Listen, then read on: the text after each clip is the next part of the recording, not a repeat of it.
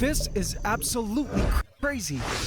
This is Pandora, my 1,000-gallon cloud rainforest vivarium, which is connected to Orcadia, my canopy vivarium, simulating life up in the trees, and Hydromeda, the rainforest's wetlands. Within this vivarium trinity lives a thriving biodiverse ecosystem of plants, fungi, and creatures, all involved in a giant food web. It's my personal biological project to study how ecosystems work in the wild. And I'm currently using a wheel called the Wheel of Gaia to determine the ecological events that happen in our rainforest. And last week, the Wheel of Gaia landed on New Amphibian, which was perfect because I had just the creatures for the introduction.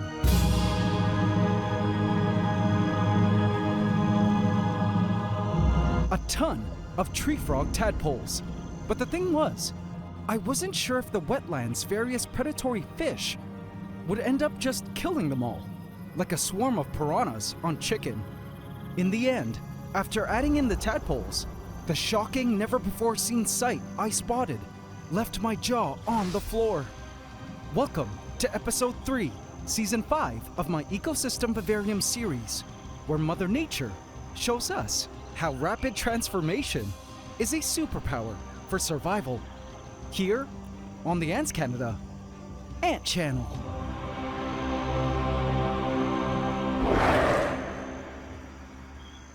Please subscribe to my channel and hit the bell icon. Welcome to the AC fam. Enjoy.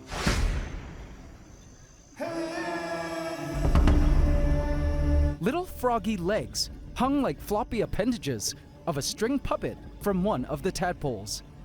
This tadpole was among the eldest of the bunch within the tadpole nursery, all waiting to be rehomed. The nursery housed over 100 tadpoles of varying sizes, all of whom were born from eggs laid in Hydromeda by the forest's resident golden tree frogs. It's been a prolific breeding season for sure. But before we go on, I've been thinking, what should we name this school of tadpoles? Let me know in the comments section. But my biggest concern right now was whether or not these tadpoles could survive Hydromeda, particularly Hydromeda's predators. It would be such a waste to see all these tadpoles eaten. I would soon find out, but nothing could have prepared me for the big surprise I would be seeing later that night after adding the tadpoles in. A surprise that had to do with these floppy tadpole legs. So in case you're new to tadpoles, tadpoles are the larval stage of an amphibian, in this case frogs. These tadpoles are fully aquatic and are born with gills, just like fish, allowing them to breathe underwater. But what's super interesting is as the tadpoles grow up, they start to develop lungs for breathing air. These youngest tadpoles still have their gills covered by skin, so they're happy to remain at the bottom of the tank. But the older tadpoles must come up to the surface periodically to grab a gulp of air. The older the tadpole, the more air they need. Now, around the time their lungs develop, the tadpoles start to grow their pair of hind legs, which at this stage they can't really use. They kind of just flop around as they use their swim tail to propel them where they need to go. Once the tadpole's front legs start growing in, then the tadpole gains the ability to use its legs, at which point it becomes a froglet and crawls onto land to become predators, feeding exclusively on creatures. A complete change in diet from when they're tadpoles, because as tadpoles, they're detritivores, feeding on decaying organic matter, herbivores eating plant material, and algivores consuming diatoms and algae that they find in their environment. It's actually pretty mind-blowing to consider the crazy degree of change these tadpoles undergo in just their first couple of months of life as they transform into frogs. They go from looking like fish to a full-out frog, go from living in water to living on land, and in this species the trees, and go from eating detritus, plants, and algae to eating insects. What a crazy life cycle, wouldn't you say?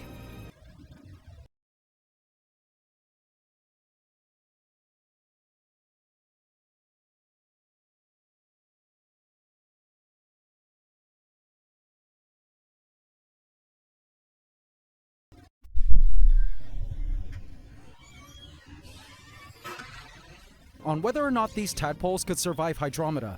Here's why I wasn't sure if they could.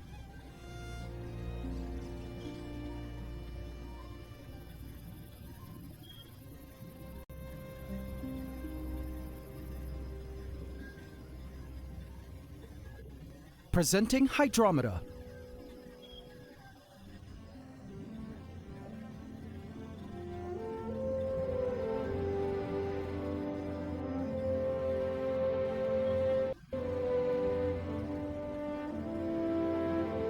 In terms of plant life, hydrometa has certainly evolved and is flourishing wonderfully. The aquatic vegetation has grown in quite well.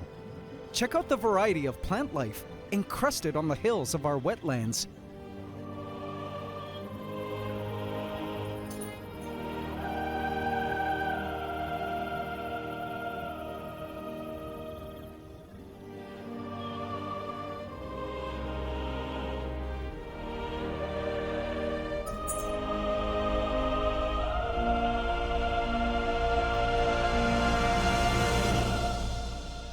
My Boosie is looking healthy and as lush as ever. These waters are a stunning garden paradise for all the creatures living within. A nerite snail was sliding along the glass, feeding on algae growing on the glass surface.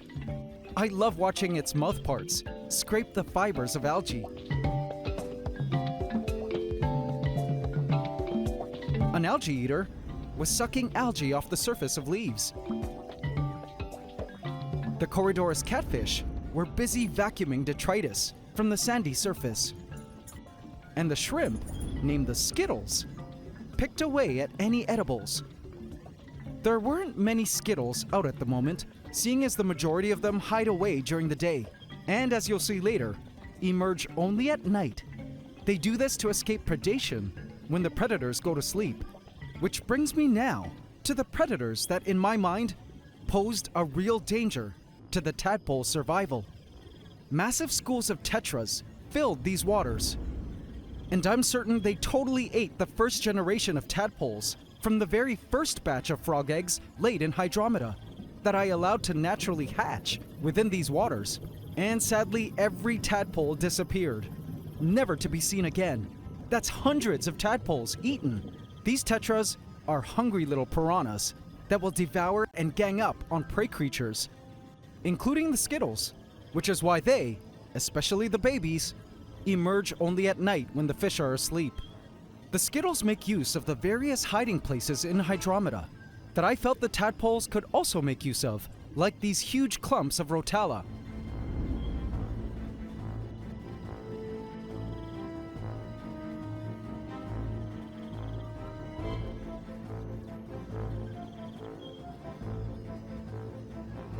And the massive mountains of driftwood.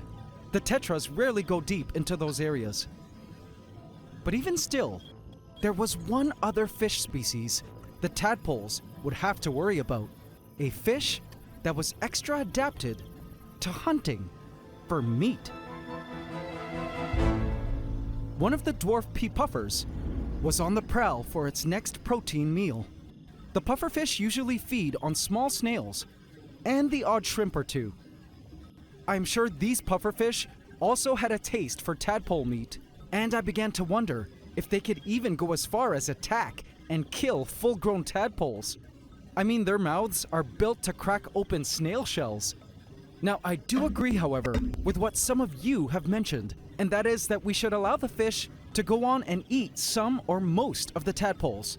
Because one, it happens in nature, and two, if the fish don't eat the tadpoles, they'd eventually all turn into tree frogs, and I'd just end up having one massive tree frog population, which also isn't good. Whatever the case, I felt it would be interesting to find out whether or not this tadpole introduction would lead to a tadpocalypse for the tadpoles, or a tree frog population boom in our forest.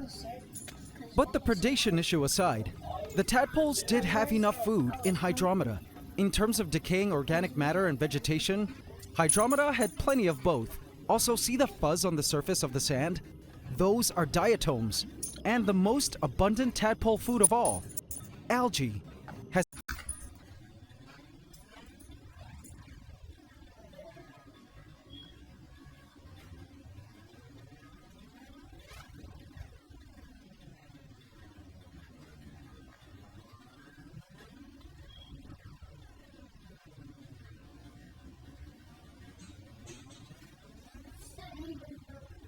What are they doing? You seen them?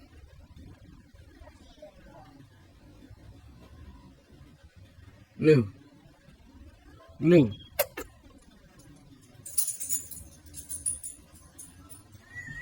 Come on. Go. Go see what it is. Go see. Go. Go. Why do you want to get up on me, bruh?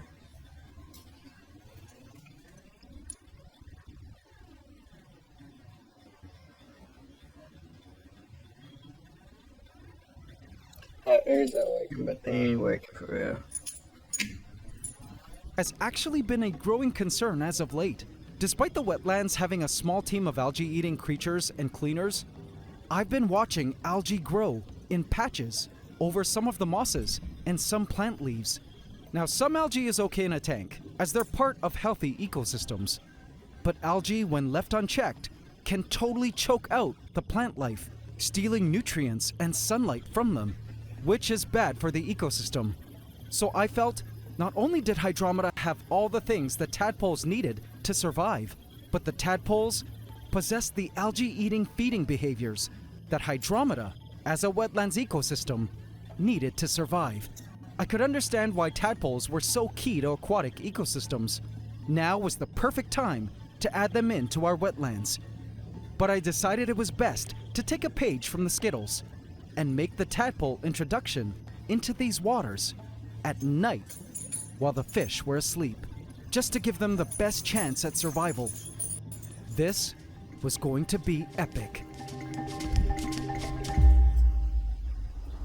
Night fell in Hydromeda, and at this hour, the wetlands transform as the day shift creatures go to bed and the night shift creatures emerge.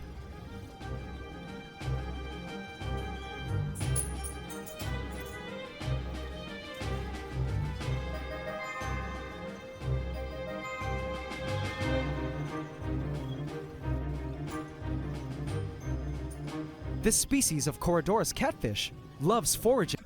I'm gonna get back up here, bro. Let me finish this video and I got you. Alright? Turn it like a few minutes, okay? Got you. Foraging for food at night.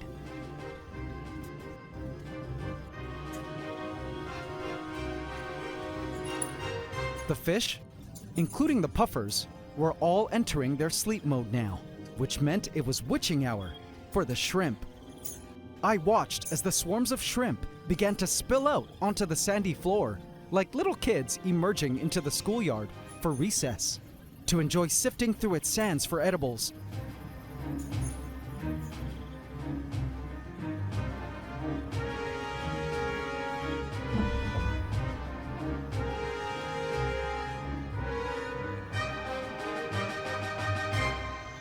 Suddenly, a flash of pink caught my eye.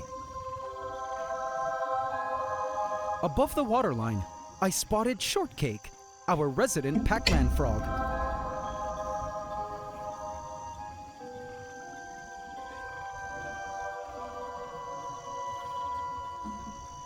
She was also up and waiting for food to scuttle by.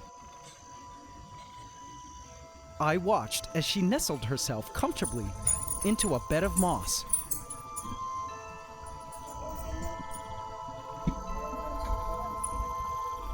Hold on. I then spotted up in the branches the tree frogs had also emerged, the parents of the tadpoles. They were out hunting for prey.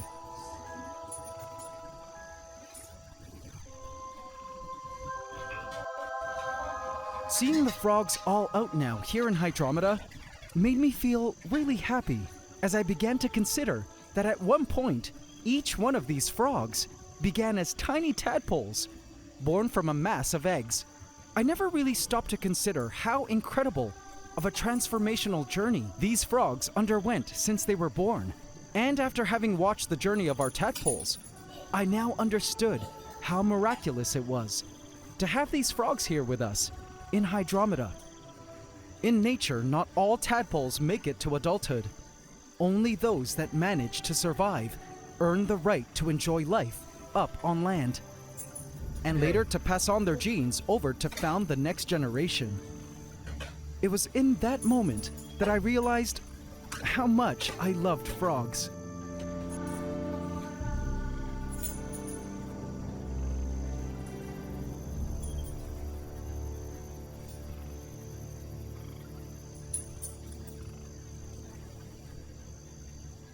And so it was time. Here was the plan. Come here, look. My idea was to gather the tadpoles and carefully dump them all here into this driftwood entanglement, just so the tadpoles could have an immediate place to hide once in. It would also not alarm the fish, as dumping the tadpoles here, where the water enters the sump filter, would keep as much of the scent of the tadpoles as possible from floating to the rest of the tank. AC family, let's do this. I began to collect the tadpoles. Right now he's putting tadpoles in there.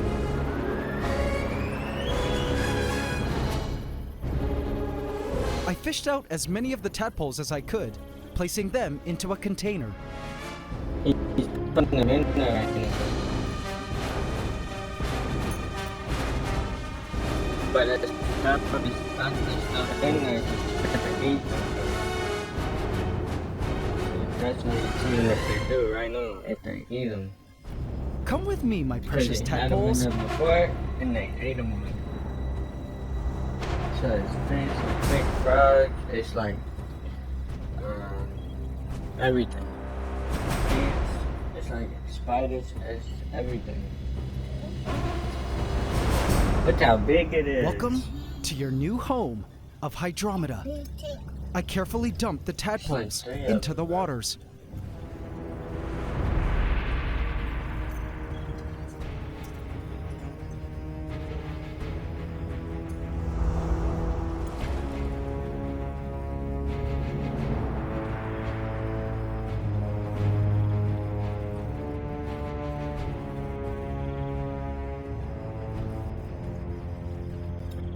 And just like that, they were in. Yeah. I went to see how the tadpoles were. You see their feet? You know what a tadpole is? I spotted a few with What? legs, swimming and surfacing for Oh, air. it's a baby frog. That's why it got feet. The tadpoles seemed kinda dazed at first, Not yet. but it wasn't long before they settled right into their new aquatic community.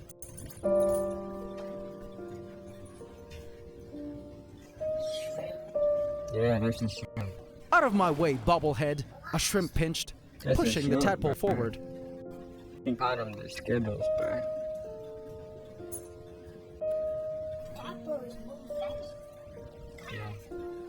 I then spotted a weird tadpole with 3 legs. Oh, yeah, one arm. Where was the other one? Was this a deformity? Strange.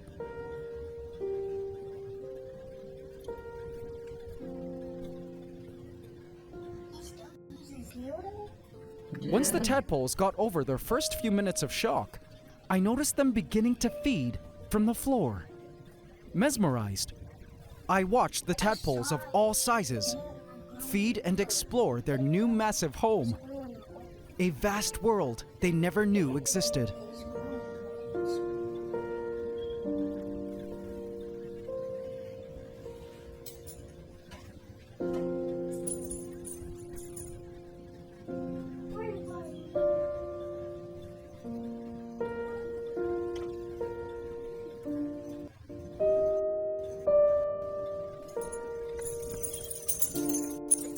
Even the smallest tadpoles had come out to explore their new home.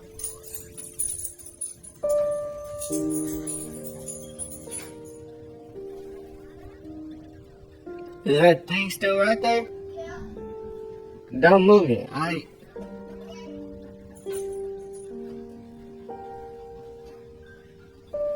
Mixing in with their ecological competitors, the shrimp. A cardinal tetra who had stayed up late was snooping around, but didn't seem to bother with the tadpoles. I guess the tadpoles were now too large for the tetras to eat. It actually looked like the tetras had not been alarmed by the introduction of the tadpoles, and that our plan to add them in discreetly had worked. I watched in awe as the tadpoles fit right into their new aquatic home.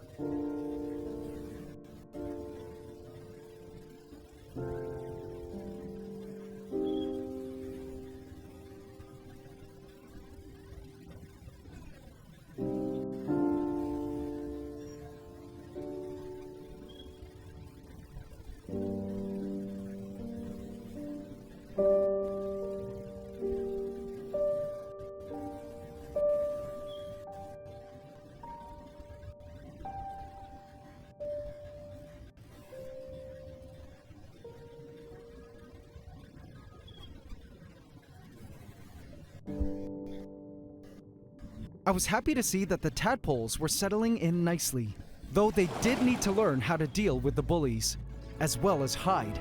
Some of them were already scoping out the hiding spots.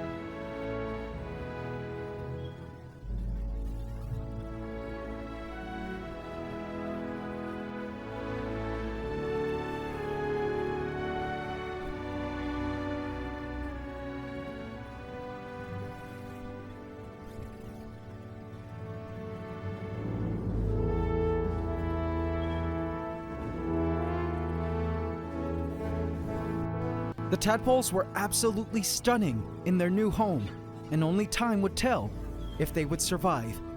Even if just one of this whole swarm of tadpoles could survive, I would be happy. It was then that I spotted something truly spectacular. Scared past me. Oh my! What? AC family, check out what I saw. A froglet, with all 4 of its legs, emerged from the water. It looks like one of the tadpoles had developed all its legs and was ready now to leave its aquatic life behind and emerge as a new animal of the land. How crazy is that? I did not expect to see this so soon, or even see this happen at all. These were the froglet's first moments on land, breathing air, with functional legs that could climb and stick to glass. It no longer needed its tail and would be absorbing it into its body now, over time. I couldn't believe we were witnessing this milestone for this frog. But what I found the most surprising was its size. This froglet was truly tiny, about an inch long in length. I imagined the tadpoles would have grown much larger before emerging onto land. This froglet was about the size of an adult cricket, tiny enough to fit in the mouth of its mother, and definitely bite-sized for shortcake. This soon made me realize that the journey for these tadpoles turned froglets was far from over. They now had to contend with their new role in the ecosystem, which was hunting for prey, but also becoming prey themselves if they weren't careful. The latter was definitely key to me, because I completely assumed that once they reached the froglet stage, that they were pretty much free from danger at that point and would grow up into adult frogs until I had a tree frog overpopulation. But now I realized this wasn't the case. They still had to evade getting eaten by other frogs, huntsmen, the micro squirrels, and plus they also had to learn to hunt for prey now. As froglets, they would still be completely at the mercy of the ecosystem, but with a whole new slew of challenges on land to contend with. The next day, I checked hydrometa, and indeed the tadpoles had all gone into hiding, just like the shrimp. I could only spot the largest of tadpoles here and there, but they were also tucked away within the foliage, trying to be discreet. The pufferfish looked extra fat and were hyper-focused on the hunt today, which to me meant that yes, the pufferfish did manage to eat some of the tadpole meat. But I wasn't too worried, as I felt the puffers wouldn't be able to eat enough of the tadpoles fast enough to make that big of a difference. For the most part, it seemed the tadpoles still had their survival instincts intact. And so did our little froglet, who had found an ideal spot of his own in which to hide, not too far from the water, in case he needed to make an emergency leap to watery safety. Having tadpoles living in hydrometa and developing into frogs was a long-time dream of mine since I first built these wetlands. And today, it had all become a reality. In my opinion, frogs are one of the most underrated animals ever, important for ecosystems, both on land and in water, where they play multiple roles depending on their life stage. And after seeing all that I have with these tadpoles, I've come to realize that frogs are definitely one of Mother Nature's coolest creatures. Real-life Pokemon that evolve and morph into higher forms along its life journey. I couldn't wait to see how many of these tadpoles would actually survive into adulthood, and hopefully go on to found a second generation of hydrometan-born tree frogs. Next year, the frog story in our rainforest had only just begun and can only get more and more riveting from here on in.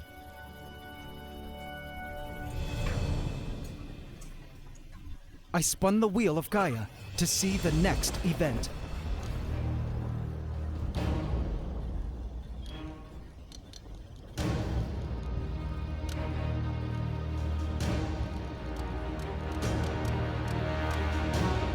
Oh. Interesting.